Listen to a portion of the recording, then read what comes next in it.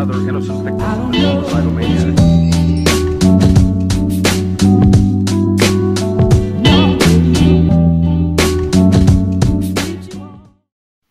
Bonjour à tous et bienvenue pour cet épisode numéro 37 du journal de bord. Aujourd'hui, comment ça s'est passé aujourd'hui? Donc on a eu 2 heures de cours de physique au départ. Donc 2 heures voilà, de physique, on a continué le cours sur les bilans macroscopiques. On a vu l'effet Venturi avec qu'on a pu découvrir grâce à la loi de Bernoulli. Et on a vu en fait le principe en gros, c'est que quand il y a la vitesse qui augmente, c'est-à-dire lorsqu'il y a un fluide qui se déplace, il y a des lignes de courant, et lorsqu'elle se rapproche, la vitesse augmente. Et en fait, avec la loi de Bernoulli, qui dit qu'en gros il y a une relation avec la pression, la masse volumique, la vitesse, etc.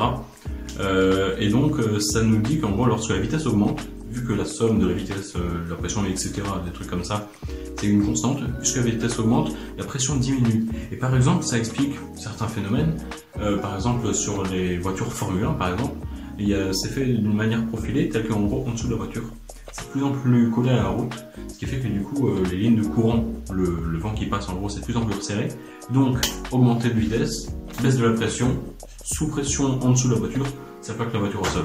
Et du coup, ça s'applique à différents autres domaines. Par exemple, j'ai refait les petits schémas. L'effet théière. Alors pourquoi est-ce que par exemple on renverse, on ne sait pas servir de l'eau et des trucs comme ça? Alors c'est pas de notre faute, c'est souvent parce que le bec verseur il est mal fait. Alors en gros, par exemple, tu vois, là t'as ta théière ou ta carafe, ce que tu veux.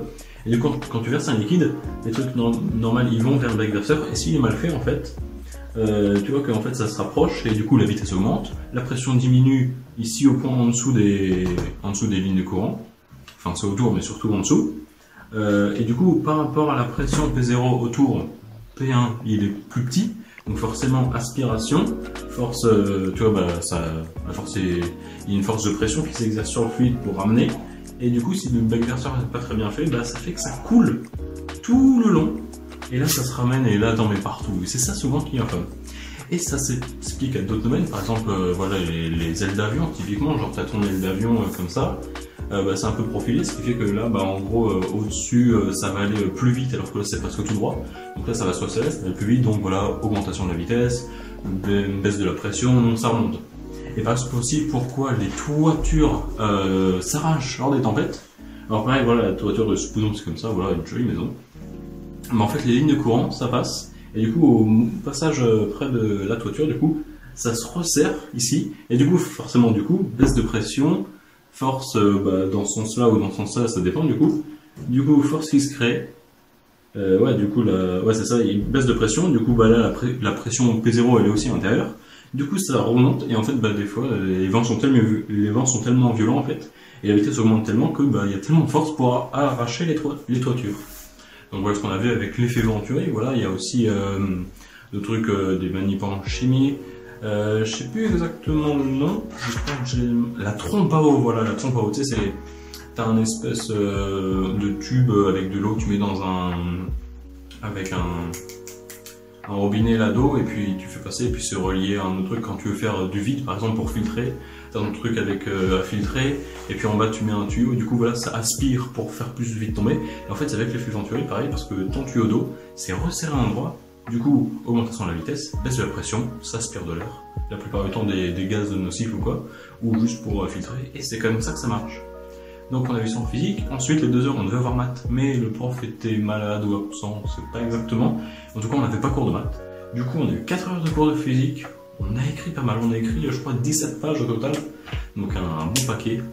La plupart du cours maintenant c'est surtout des exos en fait, c'est de l'application, il n'y a pas énormément dans le sens où c'est pas full formule comme au début quand tu fais la thermo, t'es submergé de formules, là t'en as un peu moins mais il y a beaucoup d'applications, c'est un peu long à mettre en place et tout. Donc il y a ça du coup on a fait pas mal d'exos en fait dans le cours. Ensuite l'après-midi TP de physique. Enfin, c'est TP court, donc, court pas dans le sens rapide, non, TP court en mode tu fais du cours. Voilà, on a continué. Avant les vacances, on avait fait sur l'échantillonnage numérique, donc là, on a continué. On a fait des expériences, des manipulations en TP, voilà, voir voilà, aussi avec des filtres, donc, je vais passer des tests. En gros, en TP sur l'échantillonnage, avec du cours sur l'échantillonnage aussi. Ensuite, 2 heures où j'ai révisé mes matrices d'inertie, voilà, je les connais toutes maintenant, surtout celle du cône qui est le cône plein sa matrice d'inertie, tu peux pas faire des liens avec les autres, c'est vraiment des trucs à apprendre par cœur, donc pas trop long, mais voilà, c'est celle-là sur laquelle je bloquais le plus longtemps. Donc voilà, et après du coup 2 heures de TIPE, donc c'était 2 heures, mais voilà, t'es bloqué 2 heures, et puis quand il faut que tu passes, tu peux t'en aller. Donc je suis passé vers 18h et voilà, j'ai présenté mon TIPE, ce que j'avais fait, la manip que j'ai fait hier, l'expérience avec les résultats, voilà, je l'ai fait, les expériences que je compte faire plus tard. En fait, mon mur anti-bruit, au lieu de prendre des matériaux de récupération, genre une bouteille en plastique, le mettre dedans et regarder ce que ça fait, voire pour transformer le matériau, mais de récupération de base toujours. Genre par exemple, peut-être que une bouteille en plastique, si tu la broies, tu fais des copeaux de plastique ou je sais pas quoi, peut-être que ça va bien absorber le bruit. On sait pas, genre voilà, c'est l'expérience à faire. Voir à partir de matériaux de récupération, faire un mur écologique. Voilà, type mon TIPE, ça sera peut-être voilà, mur anti-bruit vert, parce que écologique, voilà. Donc voilà, j'ai présenté ça, et du coup j'ai appris que mon prof d'essai maintenant est au courant que je fais des vidéos, du coup il regarde mes vidéos, du coup bonjour monsieur. Et voilà, du coup, parce que je présentais mon TIPE et à un moment on se regarde voilà, coup d'œil, puis je savais parce qu'avant il m'avait dit qu'il avait vu ma chaîne, du coup je me doutais que c'était pour ça qu'il me regardait en souriant, et puis voilà, fou rire. Du coup une bonne soirée quoi. Demain 2 heures, j'ai pas TP d'info, parce que cette semaine c'est TP d'info, et comme je vous l'ai dit la dernière fois, c'est un groupe sur 2, donc c'est 2 heures le TP, donc là, demain de 8 à 10, c'est l'autre groupe qui est TP d'info, et moi, je dors. Et du coup, après-demain, j'ai 2 heures de TP d'info, et après 2 heures de maths. Du coup, demain 2 heures, je commence à 10 heures, donc je dors, je commence à 10 heures, 2 heures de maths, ensuite l'après-midi, du coup 3 heures pour manger, ça va, je suis large, j'ai le temps de réviser pour l'interro tour de SI, je vais réviser ce soir et demain matin, et du coup pendant le midi pour être à fond calé sur les démos des matrices d'inertie, les torseurs, les tenseurs, tout ça, il y en a de partout. Même si c'est pas extrêmement compliqué, il y a des nuances, des subtilités qui peuvent vite fait, on peut s'embourber. Et donc on va bien réviser pour ça, et puis après je finis normalement à 17h, mais je pense que je vais rester parce qu'on a un DS de physique à rendre, pas pour vendredi là, mais vendredi prochain. Il a l'air pas mal long. Comme d'hab, enfin c'est pas un DS, je confonds. Un DM à faire pour vendredi prochain, celui qui arrive celui d'après. Et du coup voilà, c'est un central Supélec, comme tous les DM qu'on a eu, et il a l'air pas mal long.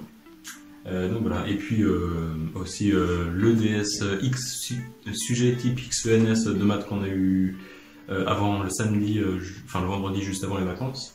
Il y a une partie donc qu'on doit refaire en DL pour samedi qui arrive là, et là faut que je bosse parce que là il a l'air chaud. Et là il envoie du pâté quoi le DL. Hein, on peut pas s'y prendre la veille, ou à moins si tu veux te faire virer de cours le matin quand t'arrives et que t'as fait même pas un quart des questions. Mais voilà, faut bien le charbonner. Bah voilà, sur ce c'est tout sur ce jeudi, à la prochaine, à plus.